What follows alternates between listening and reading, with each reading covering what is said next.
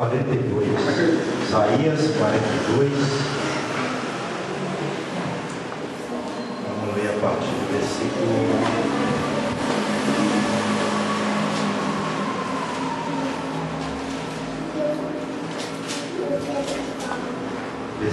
1 em diante.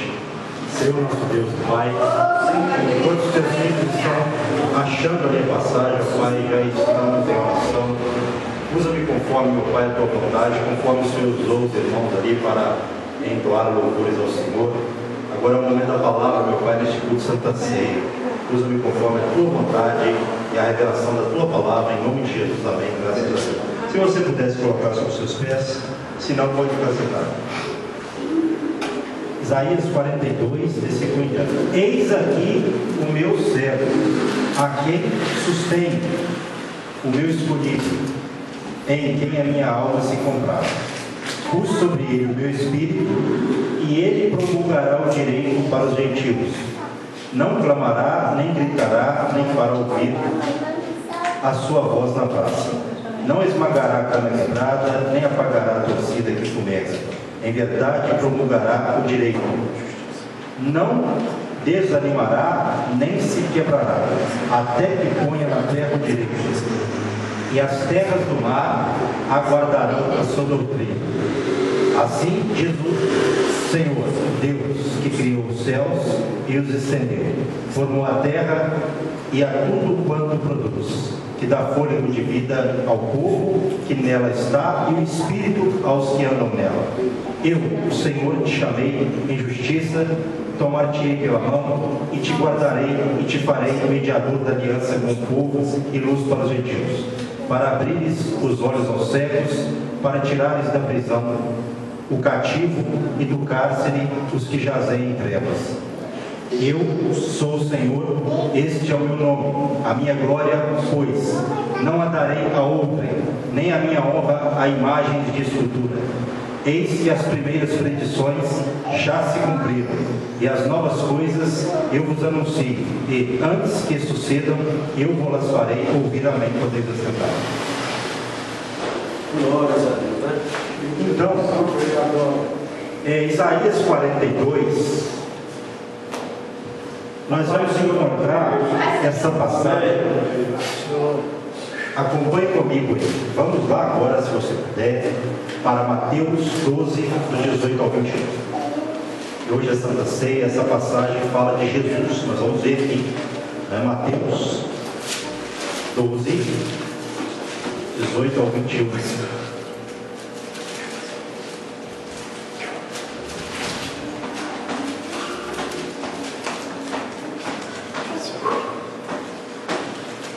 Glórias a Deus. Mateus 12, capítulo 12, 18 ao 21. Nós vamos ver o início da profecia do profeta Isaías 42. Eis aqui o meu servo que escolhi, o meu amado, em quem a minha alma se compraz. Farei repousar sobre ele o meu espírito, e ele anunciará juízo aos gentios. Não contenderá, nem gritará, nem alguém ouvirá nas praças a sua voz. Não esmagará a cana quebrada, nem apagará a torcida que fumega, até que faça vencer ou faça vencedor o juízo. E no seu nome esperarão os gentios. Então, essa palavra, ela se cumpriu em Jesus. Isso prova, né? Você vê que está praticamente igual aí. Diferença de algumas palavras, mas com o mesmo sentido. Isso. Então, esse Jesus, o nosso Deus, o escolhido, né? O escolhido do Senhor, o seu servo, em quem a alma do Senhor tem prazer, o Senhor pôs sobre ele o seu Espírito Santo, e ele anunciaria o direito para os gentios. Esse direito aqui, nós podemos dizer que é a própria vontade de Deus, a palavra de Deus, não é? Com as suas leis, com as suas promessas, não é? A palavra aqui anuncia a forma de Deus agir, certo? Então, ele anunciaria, como anunciou, o direito para os gentios. Quem são os gentios na Bíblia? Os dons de Deus, né? Exatamente, os dons de Deus, somos nós. Então nós já fomos alcançados por essa promessa. Exatamente. Nós somos herdeiros. Nós somos herdeiros. Verso 2. Diz que ele não clamaria, nem gritaria, nem faria ouvir a sua voz na praça. O que quer dizer isso? Jesus não ia ficar reivindicando o seu direito. Promovendo algum tipo de escândalo, né? Gritando para que as pessoas ouvissem, na base da marra, da força. Ele não ia fazer esse tipo de coisa. Porque a mensagem dele seria uma mensagem com autoridade. A Bíblia fala isso, né? Que pessoas admiravam a forma de Jesus falar, porque ele não falava como os escribas, os fariseus. A sua palavra era com autoridade do Pai. Então essa é a questão, né? Ele não ia precisar de ficar encenando nada, como eu disse aqui, nem reivindicando o seu direito. Ele ia pregar com autoridade a palavra, com firmeza, como pregou. O fato dele não ter gritado, isso não tirou a autoridade da sua palavra e a firmeza. Ele falou com firmeza e autoridade, porém era uma autoridade vinda do Pai. Por isso que as pessoas reconheciam.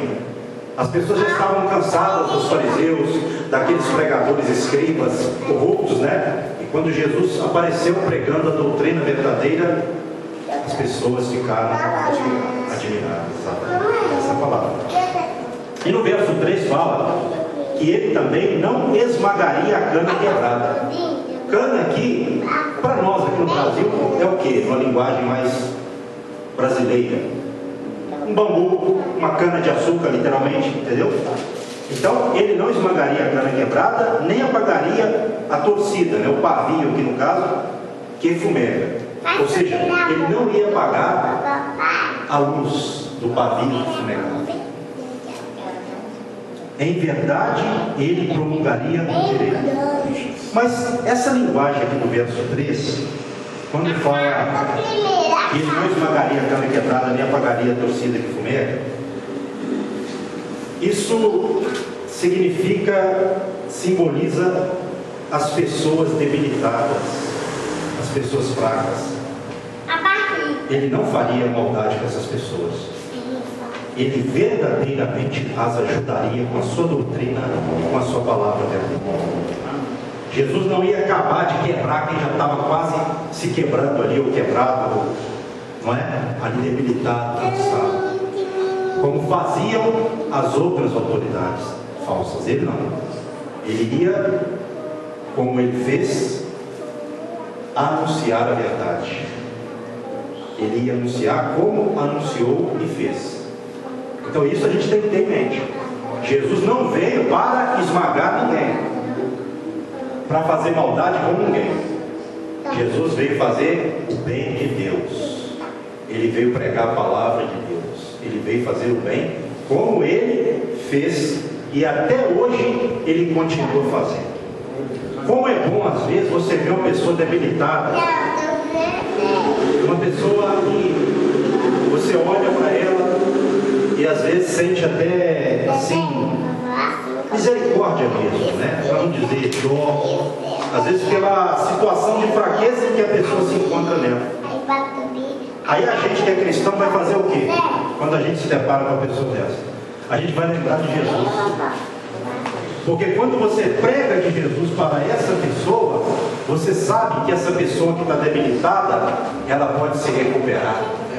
Essa pessoa que já está sem esperança, porque a esperança que ela tinha nas pessoas, nas autoridades, essa esperança se frustrou, você vai pregar a verdadeira esperança, que é Jesus Cristo. Aquele que veio ao mundo para iluminar aqueles que estão assentados na região da sombra da morte, para os quais a luz raiou. Essa luz é Jesus Cristo. Igual quando você fala de Jesus, quando você promulga Jesus, quando você prega sobre Jesus, você está pregando sobre a verdadeira esperança, que pode levantar o caído, o quebrantado, o debilitado, aquele que está sufocado, aquele que está quase morrendo. Você lembra, Jesus é a solução. Você prega muitas vezes a pessoa é restaurada. Nós temos o quê? A solução para as pessoas. O mundo tem paliativo, e ainda digo que paliativo em algumas vezes enganoso. Nós temos a esperança verdadeira, que é Jesus Cristo. Então ele vem fazendo o quê? Para os fracos o bem, salvá-los, arrebatá-los das mãos do inimigo e da vida e vida em abundância. Então esse verso 3 é interessante por isso. Aí o 4, o capítulo 42 de Isaías: não desanimará, nem se quebrará, até que ponha na terra o direito. O que eu falei? Que o direito é o que aqui para nós? O juízo, a sua palavra, como, né? Os seus preceitos, promessas e etc.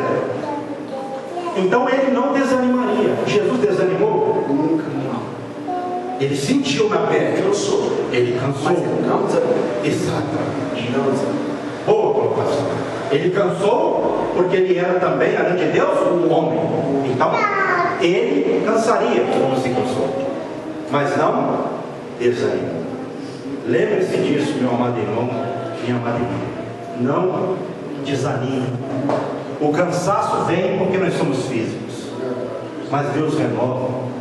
Por que você não vai desanimar se você estiver nele? Porque ele não desanimou e venceu, e nele nós somos mais que vencedores. Glórias a Deus. Então a pessoa, quando ela aceita Jesus, como às vezes o evangelista fala, você aceita o poder de Deus sobre a sua vida. Você já não é mais uma pessoa somente natural, você é uma pessoa também espiritual, você tem um revestimento do poder de Deus. Então é por isso que você não vai ser vencido pelo mundo.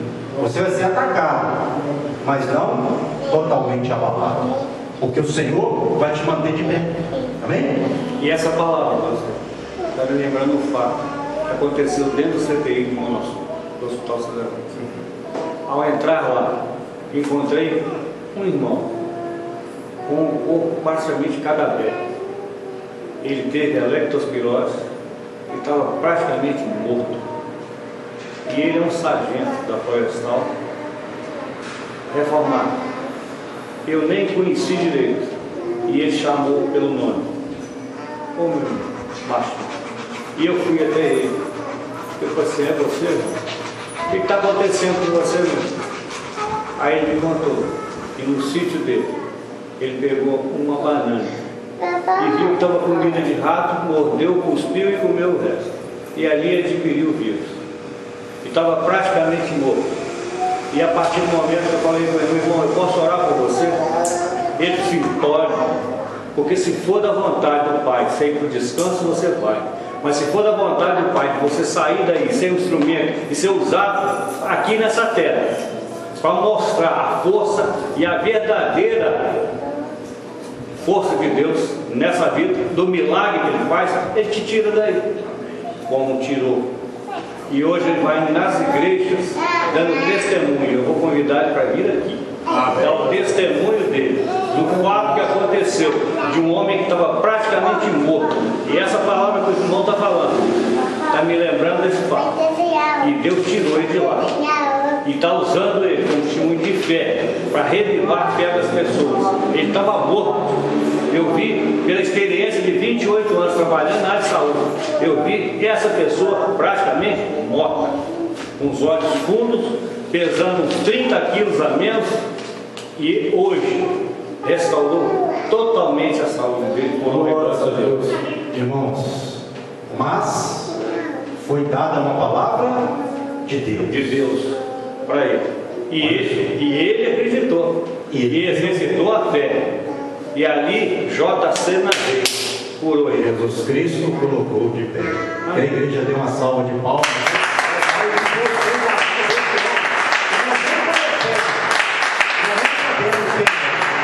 Não sabe, né? Vou convidar Deus também sabe. Eita glória. Amém. Nós a esperança. É só confirmando a palavra verdadeira, né? Às vezes você chega num lugar onde está presidindo a morte, você vai lançar uma palavra ali, que vai ser uma palavra profética, e a partir daquele momento, a morte vai parar de presidir e vai presidir ali a vida.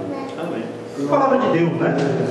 Então, ele não desanimaria, nem se quebrará, como fala aqui no verso 4. Esse se quebrará significa que o seguinte, interessante, ele não se deixaria ferir, ele não seria ferido antes da hora.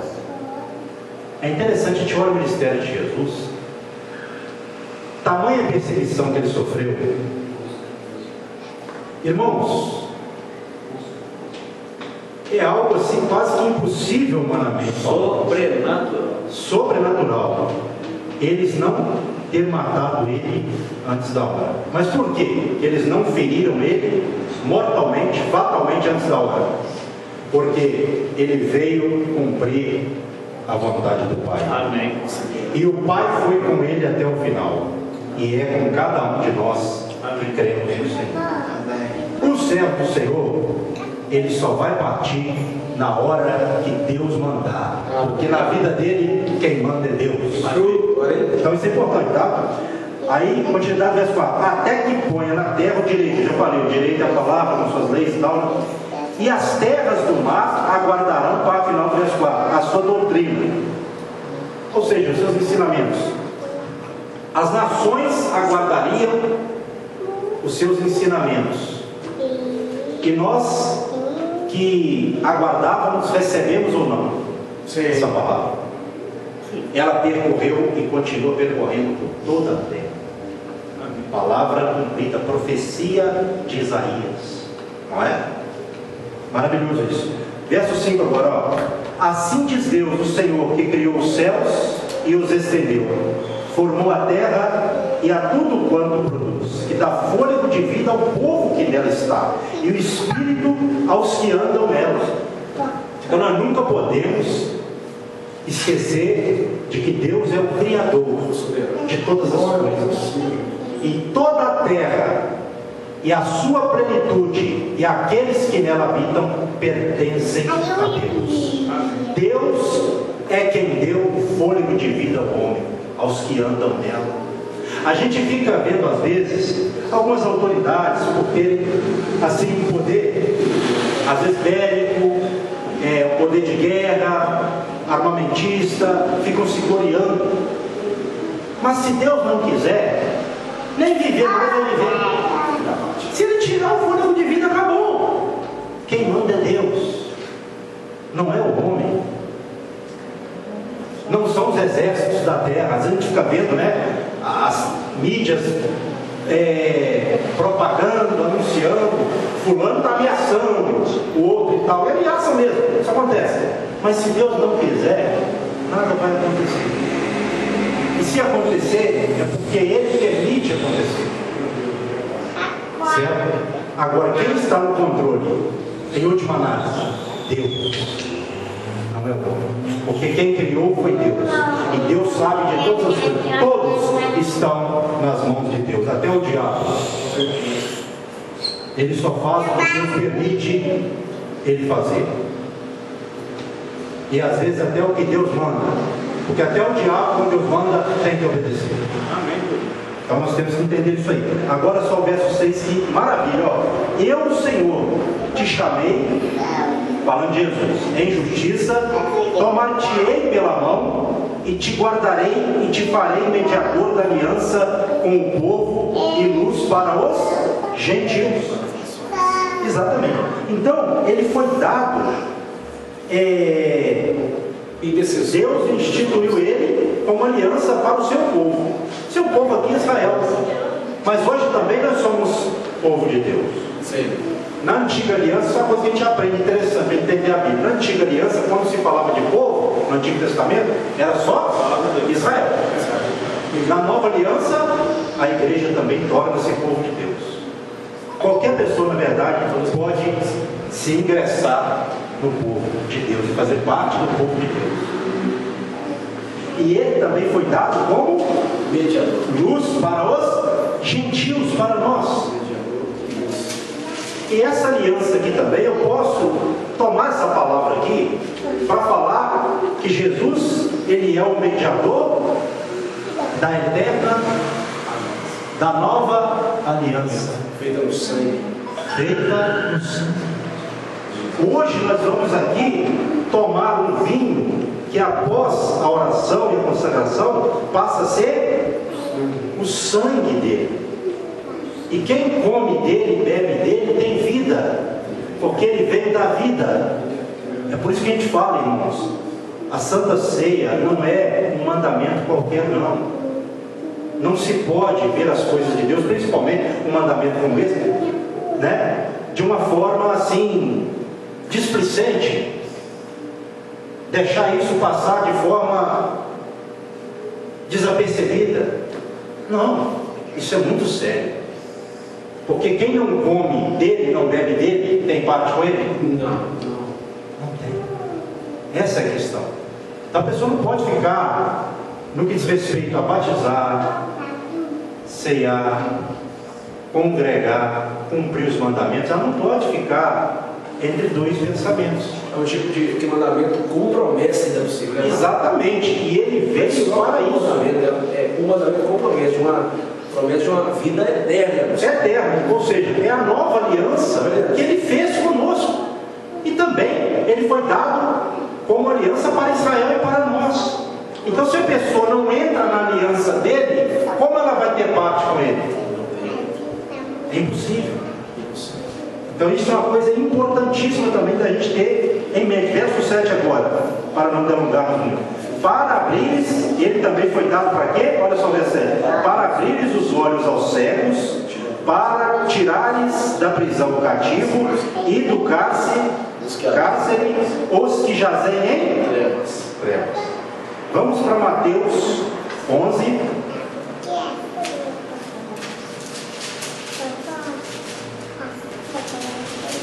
Isso, Mateus 11, do 2 ao 6.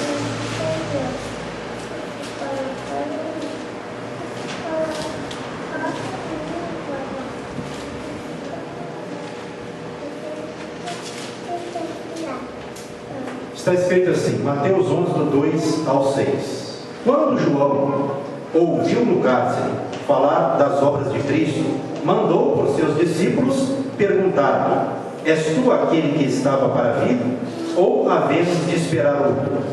E Jesus respondendo disse-lhes: ide e anunciai a João o que estáis ouvindo e vendo. Os cegos veem, os coxos andam, os leprosos são purificados, os surdos ouvem, os mortos são ressuscitados, e aos pobres está sendo pregado o Evangelho.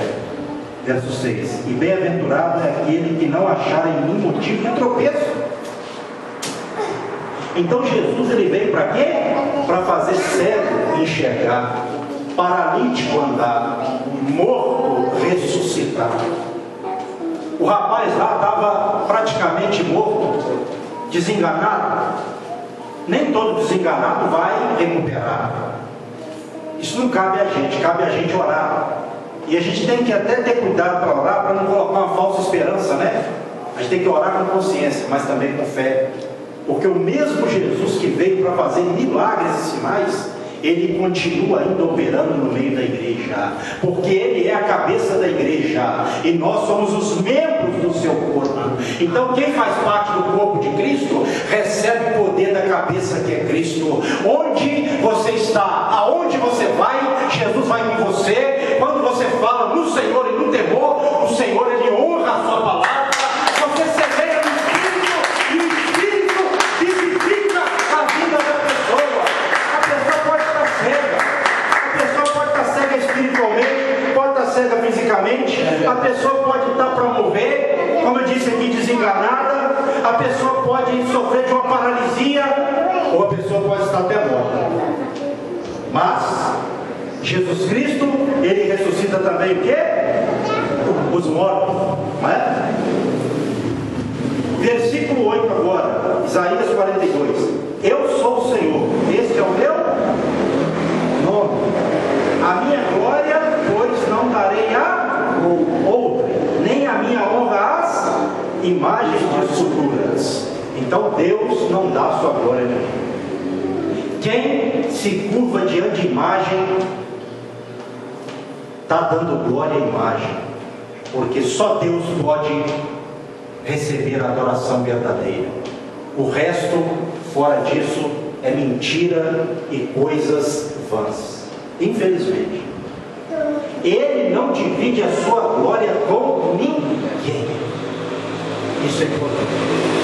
Hoje às vezes você encontra com algumas pessoas, não, mas eu não adoro, mas tem imagem. Não pode nem ter, nem fazer. Então as pessoas, né, elas leem a Bíblia, mas não querem enxergar. Jesus veio para dar vista a cego físico e a cego espiritual. Mas quem é cego espiritual tem que querer também, senão vai continuar na cegueira. A verdade vai, mas para que ela penetre e liberte, a pessoa tem que abrir o coração. E nem todas as pessoas vão ter essa revelação. Algumas vão se agarrar em mentira e coisas falsas, em coisas que são abominações a Deus. Verso último, 9, eis que as primeiras predições já se cumpriram, coisas que já haviam se cumprido, né? E novas coisas eu vos anuncio, e antes que sucedam, eu vos farei ouvir. Então tudo que estava para acontecer, Deus anunciava. E tudo que está aqui vem acontecendo ao longo dos tempos, porque a palavra de Deus é a verdade. E hoje nós estamos aqui no nome dele. Para encerrar, Hebreus, se você puder, para encerrar o período da pregação, para nós entrarmos na consagração da Santa Ceia. Hebreus 9.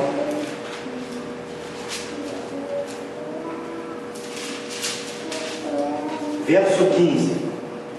Interessante esse versículo. Hebreus 9, 15. Por isso mesmo, ele é o mediador da nova aliança, a fim de que, intervindo a morte, para a remissão das transgressões que havia sob a primeira aliança, recebam a promessa da eterna herança aqueles que têm sido chamados. Essa eterna herança, a eterna salvação, para os quais são chamados. Jesus Cristo veio como mediador da nova aliança. E o último versículo da meditação da noite, 22, primeiro capítulo 9 de Hebreus, carta aos Hebreus.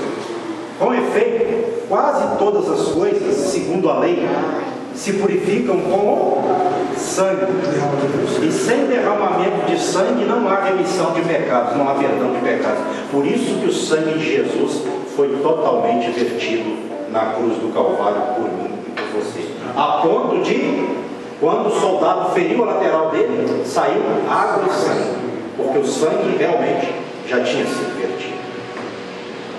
Nós somos perdoados porque ele derramou o seu sangue, e está escrito: sem derramamento de sangue não há remissão, perdão de pecados. Por isso que ele nos amou a ponto de morrer por nós, e o sangue dele foi todo vertido de seu corpo.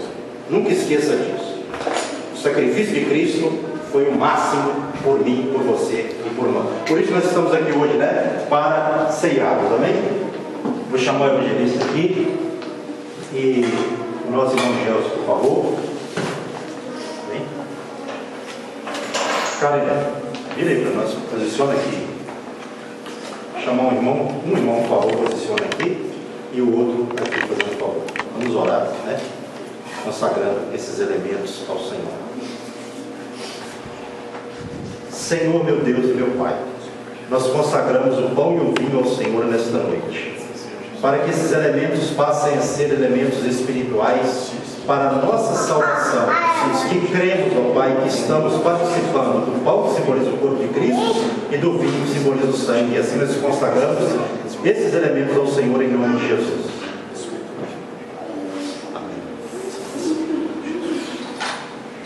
Então você que é batizado, os irmãos já podem distribuir. Você que é batizado, eu não sei o caso do nosso irmão Eliano, né? Mas quem é batizado, o que Paulo diz lá em 1 Coríntios 11?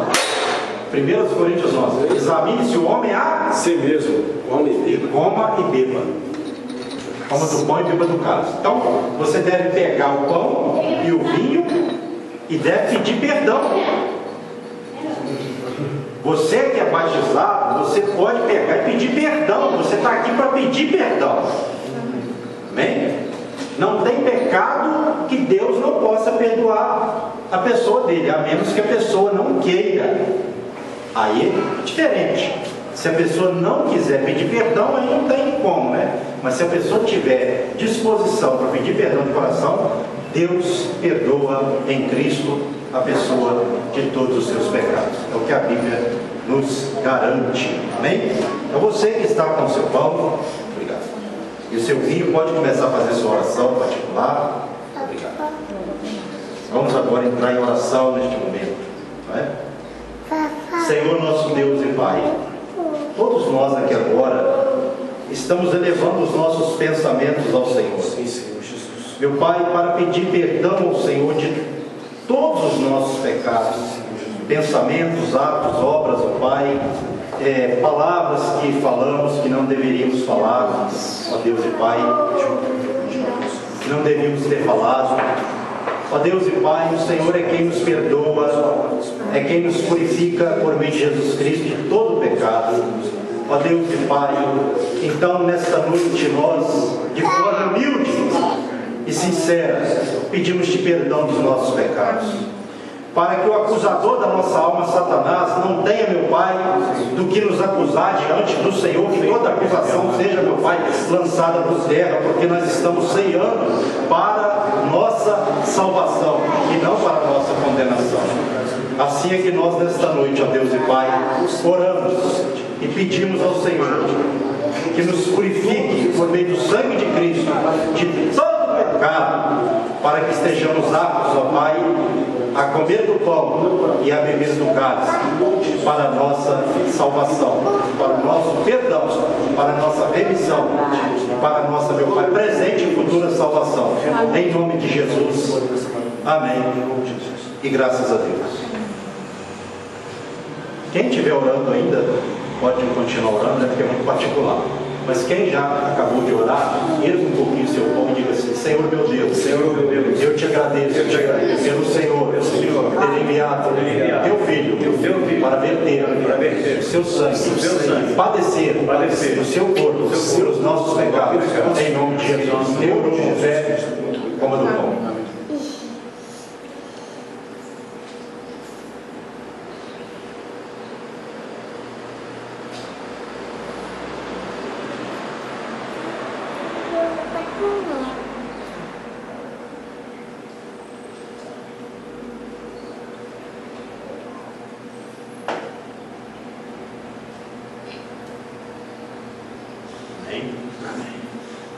Agora você pode pegar o seu cálice, se você já está com ele na mão, erga só um pouquinho, precisa levantar, não diga assim novamente: Senhor meu Deus, eu te agradeço, pelo Senhor, ter enviado o teu Filho para verter o seu sangue na cruz do Calvário, para a purificação das nossas vidas, de todo o pecado, em nome de Jesus. Senhor Deus, por meio desse cálice, que vinho, que simboliza o sangue de Cristo, eu renovo a minha aliança com o Senhor, com cada irmão, da amada igreja, em nome de Jesus. Eu oro com fé, bebo do cálice.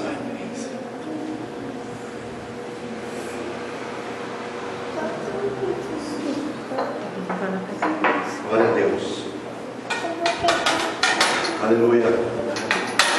Louvado e bendito seja o nome do Senhor.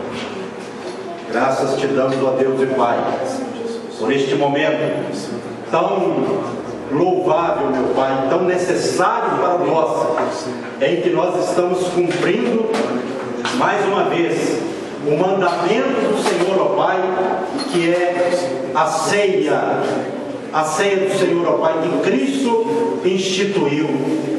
E nós fazemos isso em memória dele, do que ele fez por nós na cruz do Calvário, até que ele venha, meu Pai, porque quando Cristo vier, ele vai levar, meu Deus e meu Pai, para o Senhor uma igreja remida e lavada em seu sangue. Ó Deus e Pai, nós te louvamos, nós te adoramos, porque nós fomos separados pelo Senhor, para, meu Pai, não sermos condenados com o mundo, porque a Tua palavra diz, ó Pai, que quando nós somos julgados pelo Senhor é para nós não sermos condenados com o mundo. Então, meu Pai, Santa Ceia tem a ver com a isenção da condenação que há de vir sobre o mundo. Ó Deus e Pai, por isso nós te agradecemos por este momento tão significativo, bíblico e espiritualmente para nós. Louvado seja o nome do Senhor pela vida de cada irmão, meu Pai, que participou dessa reunião, dessa comunhão, porque essa comunhão, meu Pai, é uma comunhão para a salvação eterna, de acordo com a Tua palavra. Ó Deus e Pai, de todo o nosso coração, nós rendemos graças ao Senhor, em nome do Teu Filho amado, Jesus Cristo. Amém. E graças a Deus. Amém. Irmãos, nosso irmão Eliano está nos visitando, né, irmão Eliano? E vamos ver o que Deus vai fazer, né? Ele é o pai do filho da nossa amada irmã, amém, Dulce, certo? E eles estão num processo aí, né? Que eles estão orando e tudo para Deus fazer a obra. Eu falei com eles que nós devemos aguardar, orar, vigiar, né? E quem obedece e firma com Deus, o que acontece? Deus faz a obra na vida deles. E eu creio que vai ser assim com eles também. Como que a gente vai receber o nosso irmão Eliano nesta noite? Seja bem-vindo, em nome de Jesus. Volte sempre. Esta igreja vai ser. Amém, irmão Eliano? Que Deus abençoe do coração as palavras que nós proferimos aqui. Irmãos, terça, quinta e domingo são os nossos dias de culto. Você que pode, nunca vejo o culto como uma coisa, se for bem, se não for, amém. Tem pessoas, infelizmente, que às vezes, né, faz isso. Eu não creio que aqui não tem. Mas não vamos lidar com as coisas de Deus como coisas, se fizer bem, se não fizer também não tem problema. Vamos fazer de tudo para estarmos unidos, porque a igreja, ela é composta de quantas pessoas? Todas as pessoas. Cada um faz falta. Amém? Então, não deixe de vir, podendo vir para estar conosco. Amém? Nosso evangelista pode marcar o dia da semana. Quinta-feira ele vai trazer, quinta-feira passada agora, ele ia trazer o testemunho dele, houve um problema e ele não pôde trazer. Quinta-feira agora ele vai trazer o testemunho. O irmão falou o que eu trazei? Hoje falei, no princípio do eu falei. Então, venha também para poder ouvir que da parte do Senhor vai ser falado para o nosso irmão. Faça assim com as mãos em forma de concha. Senhor meu Deus, a todos os presentes e ausentes abençoa, com teu amor, com a graça do Filho e com a suave e doce consolação do Divino Espírito Santo. Dê a todos um final de domingo encorajado, consolado, animado, para que nós comecemos a semana prática amanhã, meu Pai, no ânimo do Espírito Santo e no encorajamento, em nome de Jesus, amém. E que as palmas louvem a Deus.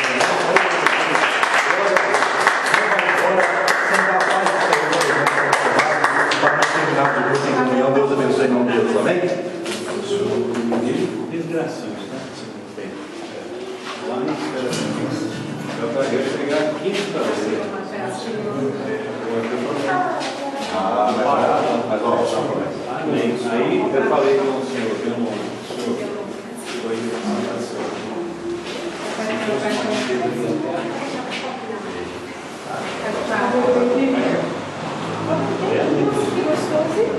aí conversando com ele.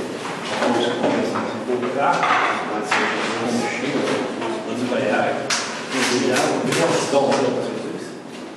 mais ou menos. Encara na quinta-feira.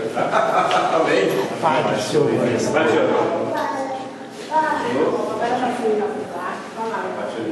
Pai do Senhor Jesus. Seja bem-vindo. Pai do Senhor Jesus. Obrigado. Pai do Senhor.